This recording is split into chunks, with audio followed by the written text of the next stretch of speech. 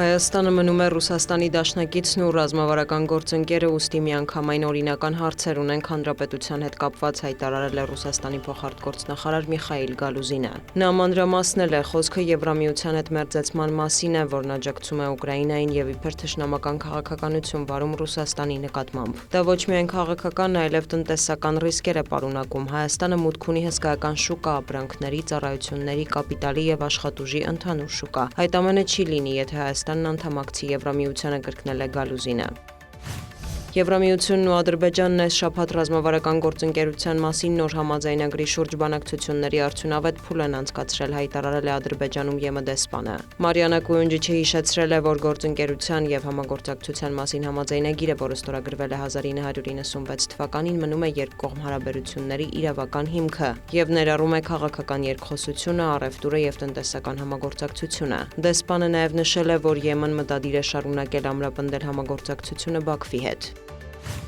Վաշինգտոնը հայտարարել է Հորմուզի նեղուցում իրանական անօդաչու թռչող սարքերի հարձակումը հետ մղելու մասին, ըստ ամերիկյան կողմի դրանք անմիջական սպառնալիք են ներկայացրել տարածաշրջանային նավագնացության համար։ ԱՄՆ կենտրոնական հրամանատարության տվյալով ի պատասխան հարվածել են Գորկում եւ Ղեշմ կղզում գտնվող իրանական ափամերձ հսկողության ռադարային կայանների։ Նաեւ հաղորդվում է, որ իրանական ուժերը կրկին հրթիռներ են արձակել Քուվեյթի եւ Բահրեյնի ուղղությամբ։ Ամերիկյան կողմը հայտնել է, որ դրանք չեզոքացվել են։ Իրանի իսլամական հեղափոխության պահապանների կորպուսն էլ հայտարարել է, որ շաբաթ գիշերը 4 նավթատար փորձել է անցնել Հորմուզի նեղուցով առանց Թեհրանի համաձայնության։ Դրանցից մեկին հարված է հասցվել, մյուսները հետ են շրջվել։ ԻՀՊԿ-ից հավելել են, որ Բահրեյնում եւ Քուվեյթում ամերիկյան բազաներին հարվածը պատասխան գործողություն է եղել։ Դոնալդ Թրամփի կարծիքով հակամարտությունը գրեթե հանգուցալուծում է ստացել։ Ըստ ԱՄՆ նախագահի, այն կարող է կարգավորվել առաջիկայում կամ դիվանագիտական կամ ավելի դաժան ճանապարհով։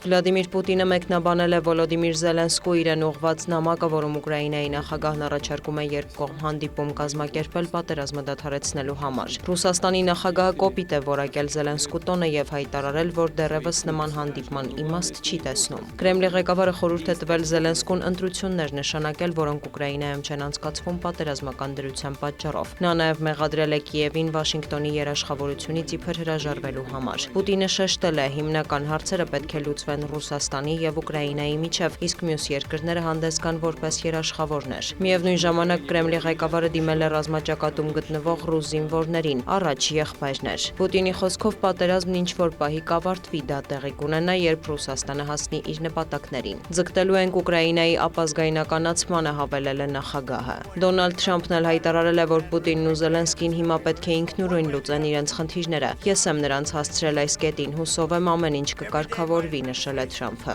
Զուգահեռ Ռուսաստանի նախագահի օգնական Յուրի Ուշակովը տեղեկացրել է, որ Սպիտակ տան բանագնացներ Սթիվ Ուիտկոֆը եւ Ջարեդ Քուշները կարող են առաջիկայում այցելել Մոսկվա։ Գերմանիայի կանցլերն էլ հայտարարել է, որ Եվրոպան պատրաստ է Ռուսաստանի հետ շփումների։ Ֆրիդրիխ Մերցը շեշտել է, եվրոպացիները պետք է ներկա լինեն բանակցությունների սեղանի շուրջ։ Այս ֆոնին կողմերը շարունակում են հայտնել փոխադարձ հարվածների մասին, տեղեկություններ կան, որ վերջին ժամերին Լենինգրադի մարզի երկնքում 140-ից ավելի ուկրաինական ԱԹՍ է ոչնչացվել։ Սանկտ Պետերբուրգի տեղական իշխանությունը կոչ է արել քաղաքացիներին դուրս չգալ փողոց։ Կրասնոդարի երկրամասում նավթաբազա է բռնկվել, շրջակա տարածքների մի քանի տասնյակ բնակիչ տարհանվել է։ Դիանա Գասպարյան, լուրեր։